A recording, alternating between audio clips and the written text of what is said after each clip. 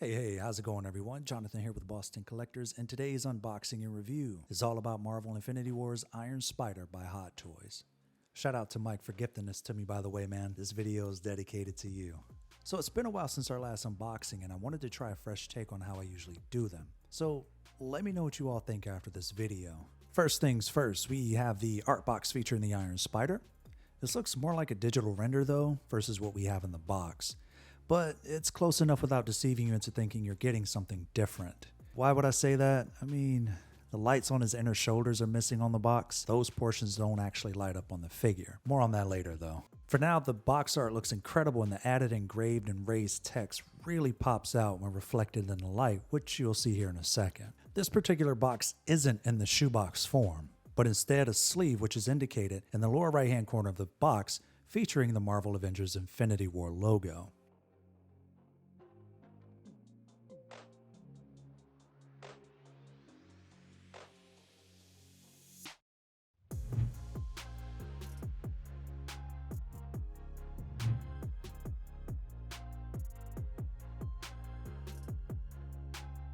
You're watching this video for one thing, right? So let's jump right into the action and get to the figure.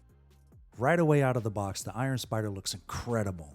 This is my very first Spider-Man figure in my collection, and right away I'm blown away with the tailoring of the suit and what they were able to replicate from the movie.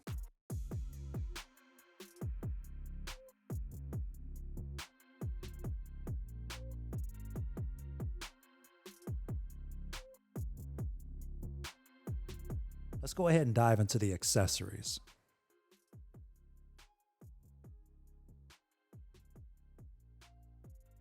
We're given a total of 4 different eye expressions to really bring Peter Parker to life while masked. The magnetic portion to the eyes were a little tricky, but you get used to it after a while. We're also given a pair of relaxed hands, which we do end up using for another accessory a little later.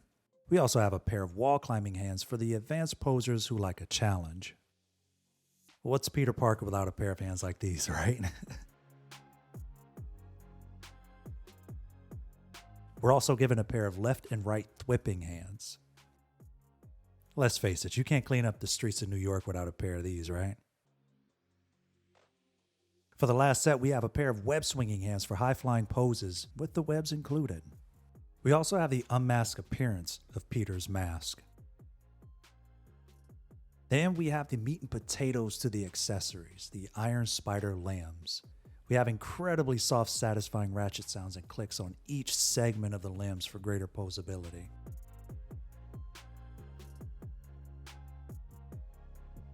Last but not least, our typical base and flight stand for Spider-Man.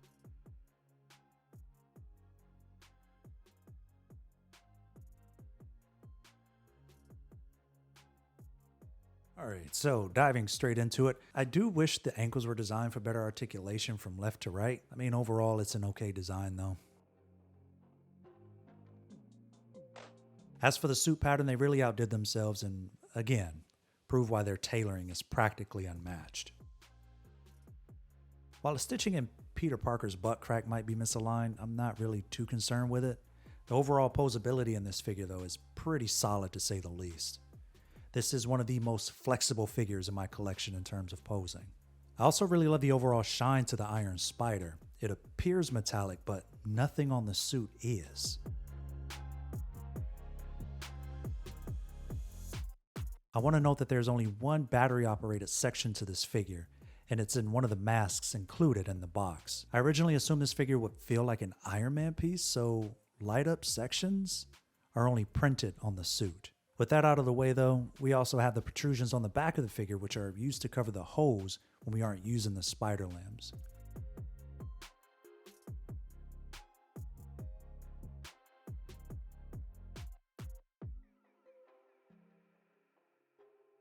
We also can't ignore how awesome the spider logo is on his chest.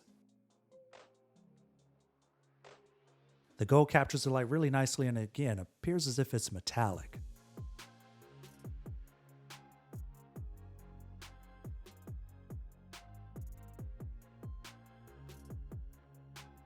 The limbs are also very easy to assemble in the suit as long as you read the instruction manual. Kinda had to do it this time.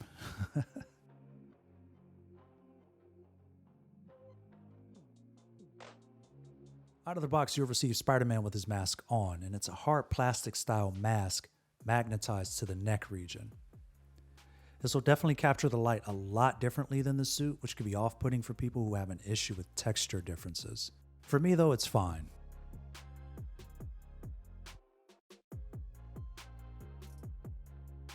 Taking the eyes out can be a little unnerving, but you want to press down on the outer corners of the eyes to lift them out.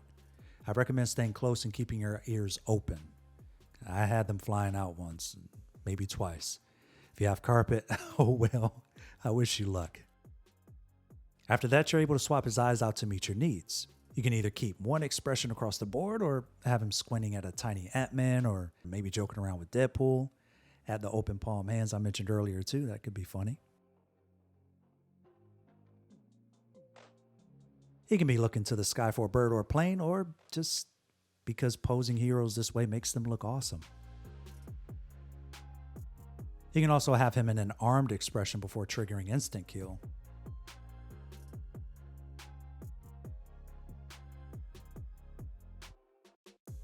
However, my personal favorite though is kind of mixing it up a little bit. Last but not least, we have the battery operated mask, which is only on one constant setting. You can't swap the expressions to this mask though.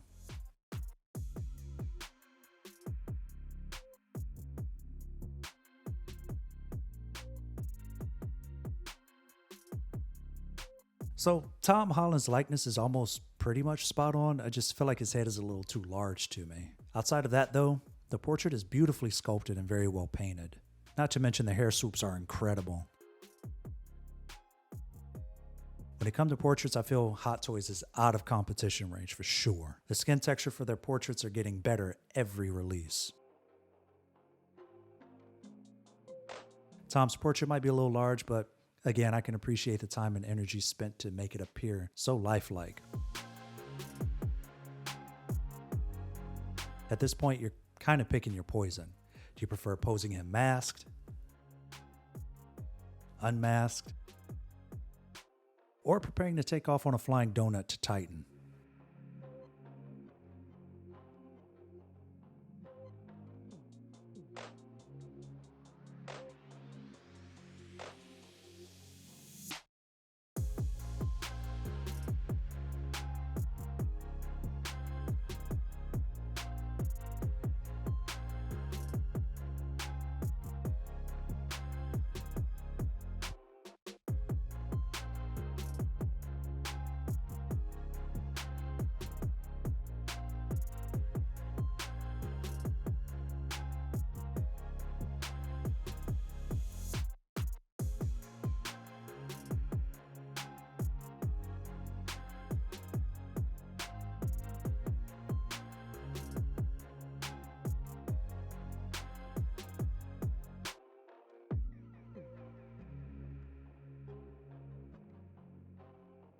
Before I give my rating, don't forget to share your thoughts about the new format to our video down below. It'll help us in understanding what you all might like to see in the future. Do you prefer this or the previous format? We need to know. The figure falls just short of perfection, and I'll tell you why. I won't get too picky because I can see they need a little time with engineering the suit a bit more. The articulation in this figure is incredible up until you get to the shoulder region. The ankle joints also could have been a little bit better. For some reason, the suit also attracts dust like hail. With that said, I won't be able to give this one a perfect 5, but it's honestly the closest one ever at 4.8 out of 5, which is pretty high.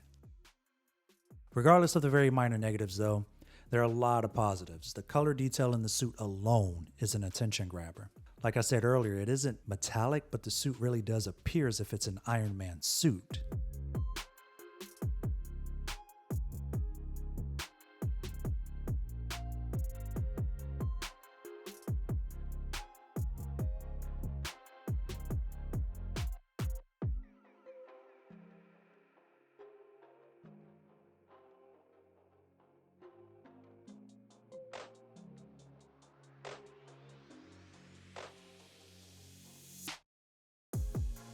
Overall, I am very happy to have him, and I can't wait to pose him next to the others. Thank you all so much for watching. Don't forget to hit like, comment, subscribe. This is Jonathan with Boston Collectors. We'll catch you on the flippity flop.